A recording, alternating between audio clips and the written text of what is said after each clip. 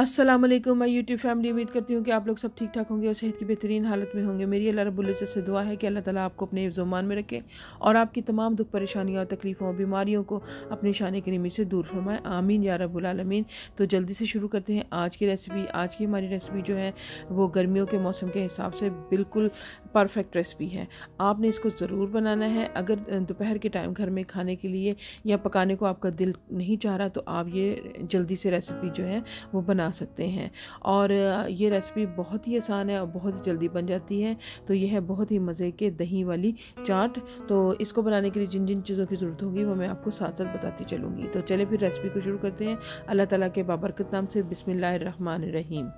1 cup मैंने बेसन की पकौड़ियाँ ली थी। इनको मैंने आधे घंटे के लिए सोक कर लिया था। सोक करने के बाद इसका एक्स्ट्रा पानी जो था सारा ड्रेन कर दिया था।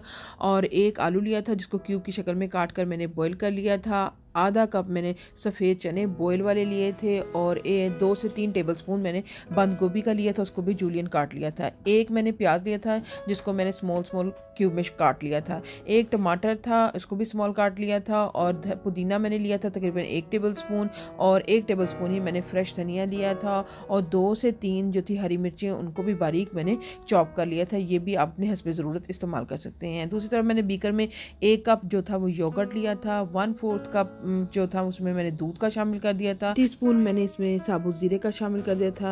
1 टेबलस्पून भरकर मैंने इसमें मेयोनीज डाली थी और 1/4 जो टीस्पून था वो मैंने इसमें नमक शामिल कर दिया था। फिर विस्क की मदद से ये मैंने सारा मिक्सचर जो था वो अच्छे तरीके से इसको मिक्स कर लिया था।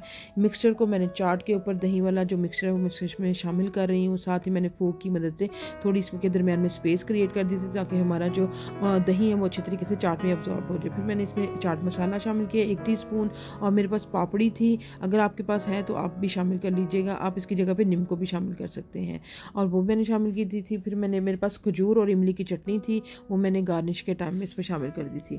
खजूर और इमली की चटनी की रेसिपी जो है वो मेरे चैनल पे मौजूद है, अगर आप चाहें तो आप उसको देख सकते हैं। इसके साथ ही आज की हमारी रेसिपी होती है मुकम्मल और मैं उम्मीद करती हूँ कि आज की रेसिपी आपको बहुत ज़्यादा पसंद आएगी।